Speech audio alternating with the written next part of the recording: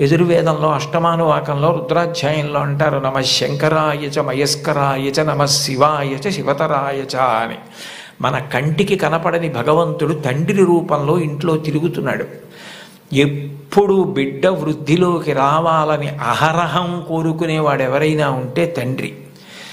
తను ఎంత కష్టపడనివ్వండి, ఆయన బెంగ పెట్టుకోడు. కానీ ఆయన కోరుకునేది ఒకటే, పుత్రాది చేత్ పరాజయం. తను ఎంత కీర్తి సంపాదించినా తనకన్నా కూడా కీర్తివంతుడు కొడుకై, ఈయన కన్నా ఈయన కొడుకు గొప్పవాడండి అనిపించుకొని కొడుకు చేతిలో ఓడిపోతాట తండ్రి ఆనందపడిపోతాట. అంటే తండ్రికి ఈ కొడుకు పట్ల ఎంత ప్రేమ ఉంటుందో చూడండి.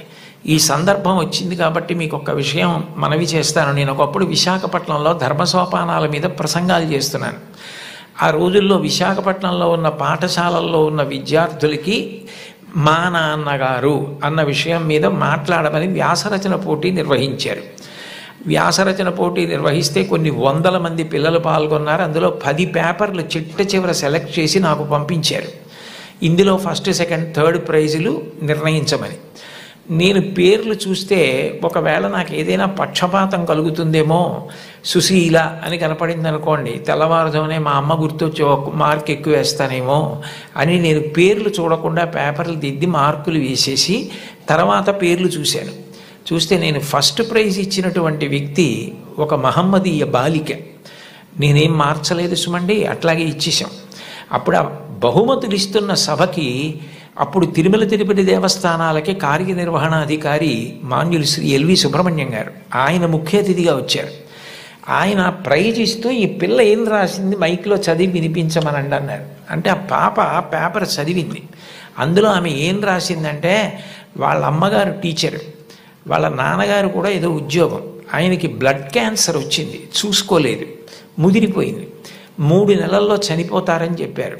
ఆయన తన భార్య దగ్గరికి వెళ్ళి అడిగింది ఏంటంటే, ఈ 3 నెలలు నేను చనిపోతానన్న విషయం పిల్లలకి చెప్పద్దు, వాళ్ళు ఏడిస్తే నేను చూడలేను, నేను చనిపోయాక వాళ్ళు ఎటు ఏడుస్తారు, అప్పుడు నేను ఆపలేను, నేను బ్రతికుండగా వాళ్ళు ఏడవడం నేను చూడలేను, కాబట్టి నేను చనిపోతాను 3 నెలల్లో అన్న విషయాన్ని మాత్రం నా పిల్లలకి చెప్పద్దని రాత్రింబవళ్ళు హక్కున చేర్చుకొని మా భవిష్యత్తు కోసం ఇంకా కష్టపడి అంత జాగ్రత్తగా వ్యవస్థ చేసి 3 నెలల తర్వాత ఆయన మరణిస్తారని తెలిసి చిట్ట చివరి కాలంలో 3 దగ్గర పెట్టుకుని చెప్పకుండా అంత ప్రేమ చూపించి కన్నుల నీరు కారుస్తూ 3 వంక గుడ్లు తిప్పుతూ ప్రాణం వదిలేశారు ఆయన. తండ్రి అంటే అది. అంతటి త్యాగశీలి మా నాన్న. ఇది నాకు తెలిసున్న తండ్రి. ఇంతకన్నా తండ్రి గురించి చెప్పడం నాకు రాదని రాసింది ఆ అమ్మాయి. ఆ అమ్మాయికి ఫస్ట్ ప్రైజ్ ఇచ్చాం. తండ్రి అంటే అంత గొప్పవాడు. మీకోసం ఏ త్యాగం చేయడానికైనా సిద్ధంగా ఉంటాడు. అబ్రహాం లింకన్ గారు అమెరికాకి అధ్యక్షుడైన తర్వాత మొట్టమొదటిసారి సినేట్లో సభ ఏర్పాటు చేసి పారిశ్రామికవేత్తల్ని, ధనవంతుల్ని అందరినీ పిలిచి దేశాభివృద్ధి కొరకు వారు విరివిగా పెట్టుబడులు పెట్టవలసిన అవసరం గురించి ప్రసంగం చేస్తున్నారు. లోకంలో ఎప్పుడూ అసూయ, పక్షపాతం, సంకుచితత్వం ఇవి కూడా ఉంటాయి. వెలుగుతో పాటే చీకటి. అందులో ఒక ధనవంతుడికి అసూయ కలిగింది. ఇంత పేదవాడు ఈయన అమెరికా అధ్యక్షుడవడం ఏమిటని అకస్మాత్తుగా సభలో లేచి నిలబడి, లింకన్ అదృష్టం కలిసి వచ్చి ఇవాళ అమెరికా అధ్యక్షుడు అయ్యావు, నేను వేసుకున్న ఈ బూటు మీ నాన్నగారు కుట్టింది అని బూటు చూపించాడు. అందరూ ఆశ్చర్యపోయారు. అబ్రహాం లింకన్ కూడా హతాశుడయ్యారు ఒక్క నిమిషం.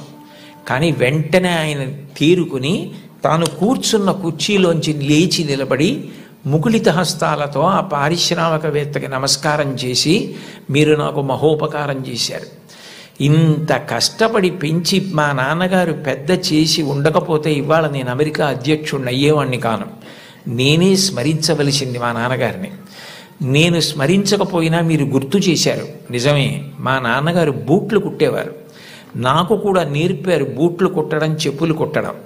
ఎప్పుడైనా మీ బూటు మీకు వదులైపోతే నాకొక్క ఫోన్ చేయండి, నేను అమెరికా అధ్యక్షుడినైనా ఆయన కొడుకుని. ఆయన కుట్టిన బూటుకి మరమ్మత్తు చేయడం నా అదృష్టంగా భావించి మీ ఇంటికి వచ్చి మరమ్మత్తు చేసి వెడతాను. అది నా తండ్రికి నేను ఇవ్వగలిగిన కితాబ్ అన్నారు. సభ అంతా కరతాళ ధ్వనులు మారుమోగిపోయింది. అది తండ్రికి అబ్రహాం లింకన్ ఇచ్చిన గౌరవం. తండ్రి పేరు చెప్పేటప్పటికి ఎంతటి మహితాత్ములు కూడా అంతటి మర్యాద, అంతటి గౌరవాన్ని చూపించారు. లతా మంగేష్కర్ గారు వ్రాసుకున్నటువంటి ఆవిడ జీవిత సంబంధించిన విషయాలు, ఆవిడ జీవితంలో జరిగిన అద్భుతాలతో కూడిన పుస్తకం ఒకటి ఉంది. దాన్ని తెలుగు చేత చేశారు ఈ మధ్య. ఆ పుస్తకం మీరు చదివితే అందులో మీకు ఒక ఆశ్చర్యకరమైన సంఘటన కనపడుతుంది. ఆవిడ చాలా చిన్నతనంలోనే వాళ్ళ నాన్నగారు దీననాథ మంగేష్కర్ వారు ఆవిడికి హిందుస్థానీ సంగీతం నేర్పారు. తండ్రి గారి దగ్గరే నేర్చుకున్నారు సంగీతం. చాలా చిన్న పిల్లప్పుడే ఆవిడికి ప్రథమ బహుమతి వచ్చింది పిల్లల్లో. దిల్ రుబా అని సంగీత పరికరాన్ని ఆవిడికి ఆ రోజుల్లో బహుమానంగా ఇచ్చారు. ఆవిడ ఎంతో అపూర్వంగా తెచ్చి పిల్లకి మొట్టమొదట వచ్చిన బహుమానం కాబట్టి ఇంట్లో పెట్టుకుని దాన్ని అత్యంత విలువగా చూస్తూ ఉండేవారు. ఒక రోజున ఇంట్లో ఎలక ప్రవేశించి బట్టలు అవి కొట్టేస్తోంది.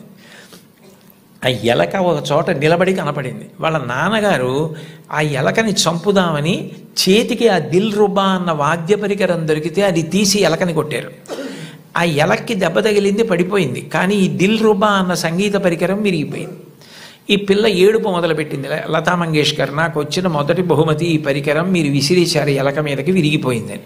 వాళ్ళ నాన్నగారి దగ్గరికి పిలిచి కౌగిలించుకొని ఆ పిల్లతో అన్నారు, చూడు, ఇట్లాంటి బహుమానాలు నీకు జీవితంలో పెద్ద పెద్ద ఇళ్ళు కట్టి పెట్టుకున్నా కూడా సరిపోనని వస్తాయి. బహుమానాల మీద నువ్వు ఆర్తిని పెంచుకోకు. నీలో ఉన్న కళ పెరగడానికి నువ్వు పరిశ్రమ చేయడం నిరంతరం చెయ్యి. నీ కళని పెంచుకోవడం మీద ఆర్తి నీకు నిలబడితే నీ వెంట ఇట్లాంటి బహుమానాలు పరుగులు పెడతాయన్నారు. భారతరత్న వచ్చిన తరువాత, పద్మ విభూషణ్ వచ్చిన తరువాత వాళ్ళ అమ్మగారు ఆహా అన్నప్పుడు ఆవిడ సభలో ఈ విషయం చెప్పారు. వాళ్ళ నాన్నగారిని గుర్తు చేసుకొని, మా నాన్నగారు చెప్పిన ఆ మాట నన్ను జీవితంలో నిలబెట్టిందని 2 సంఘటనలు చెప్పారు ఆవిడ. 2 అణాల నాణ్యం ఉండేది ఆ రోజుల్లో. ఆ 2 అణాల నాణ్యం, చల్లని నాణ్యం ఒకటి ఇంట్లో ఉంది, ఓ పక్కన పడేసి, ఓ పిల్లాడు నేను మారుస్తాను ఈ నాణ్యమని దుకాణానికి పట్టుకెళ్ళి ఏదో వస్తువులు అడిగితే ఆ చిల్లర నాణ్యం చూసి ఆ సరుకులమ్మే వ్యక్తి ఇది చల్లని నాణ్యం అవతల పోవని పంపించేశాడు. లతా మంగేష్కర్ చిన్నపిల్ల గౌన్లు వేసుకొని తిరుగుతున్న రోజులు, నేను చూడు వెళ్ళి విజయం సాధించి సరుకులు పట్టుకొస్తానని పరిగెత్తికెళ్ళి గల్లా పెట్టెని ఉండేది, అది పెట్టే తెరవక్కర్లేదు, కన్న ఉండేది, అందులోంచి నాణ్యాలు పడేసేవారు పూర్వం. ఆమె వెళ్ళి ఇదిగో బేడ అంటే 2 అణాల నాణ్యం అనమాట, ఆ కన్నంలోంచి లోపల పడేసి కావలసిన వస్తువులను తీసుకుని వచ్చేసింది ఇంటికి. వస్తూనే ఆ పిల్లాన్ని చూసి, చూడు నువ్వు వెళ్ళి చల్లని బేడతో ఏం తేలైపోయావు, నేను తెచ్చానంది. ఆ మాట విన్నారు. విని లోపల నుంచి బయటికి వచ్చి దీననాథ్ మంగేష్కర్, నువ్వు నీ గొప్ప కాదు, నువ్వు నా కూతురువని మీ పెట్టెలో పడేశాను ఇవ్వండి అంటే తీసి చూడకుండా వస్తువులు ఇచ్చేశాడు. కానీ ఇవాళ సాయంకాలం ఆయన డబ్బులు లెక్క పెట్టుకుంటాడు. చల్లని బేడ దొరుకుతుంది, గుర్తు పట్టచ్చు పట్టకపోవచ్చు. నువ్వు ఇలా మోసం చేయడం ఈ వయస్సులో నేర్చుకుంటే నీ జీవితం ఎలా వృద్ధిలోకి వస్తుంది, నువ్వు ఎట్లా బాగుపడతావు? ఈసారికి నీకు చిన్నతనం కలిగితే కలిగింది, నీకు ఇంకొక బేడ ఇస్తాను, ఈ బేడ పట్టుకెళ్ళి నువ్వు ఆయనకి ఇచ్చేసి, అయ్యా నేను మిమ్మల్ని మోసం చేశాను, మీ గళ్ళాపెట్టెలో వేసింది సరి అయిన బేడ కాదు, నేను తప్పు చేశాను, ఇంకెప్పుడు ఇట్లాంటి పని చేయను, నా తండ్రికి అగౌరవం తేను, మా నాన్నగారికి ఈ విషయం తెలియదు, నన్ను మందలించి పంపారు అని చెప్పి వెళ్ళి ఇచ్చేసి వచ్చేసేయండి. ఆమె ఆ నాణ్యం పట్టుకెళ్ళి ఇచ్చేసి క్షమాపణ చెప్పి వచ్చేశారు. ఆ సంఘటన నా జీవితాంతం నాకు జ్ఞాపకం ఉండిపోయింది. ఆ పైన నా జీవితంలో నేను ఎప్పుడూ ఎవరిని మోసం చేయడానికి ఇష్టపడలేదు, మా నాన్నగారి ముఖం ఆయన మాట గుర్తొచ్చింది అని చెప్పుకుంది ఆవిడ. తండ్రి మాట పిల్లల్ని చిక్కుతుంది, తండ్రి మాట పెడచెవిన పెట్టకండి. తండ్రి గారు మిమ్మల్ని ప్రేమగా పిలిచి చెప్పినా, కోపంగా చెప్పినా, తండ్రి యొక్క వ్యధ, ఆయన హృదయంలో మీరు పాడైపోకూడదన్న ఆర్తి ఉంటుంది తప్ప మిమ్మల్ని ఏదో దండించాలనేటటువంటి తాపత్రయం ఉండదు. తండ్రి మిమ్మల్ని ఎప్పుడు ఏ మాట అన్నా దాన్ని ప్రేమతో, నాన్నగారు తప్ప ఎవరంటారు ఇట్లా, ఆయనకి తప్ప అధికారం ఎవరికి ఉంది, మా అమ్మకి తప్ప ఎవరికి ఉంది అధికారం అని మీ అమ్మగారి మాట నాన్నగారి మాట వినడం మీరు నేర్చుకోండి.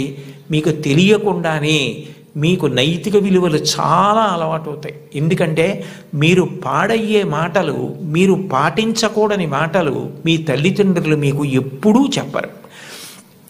కుటుంబ విలువల్లో మీరు తప్పకుండా గమనించవలసినది, తల్లి తండ్రి ఎంత గొప్పవాళ్ళో మీ తోబుట్టువులు కూడా అంతే గొప్పవాళ్ళు.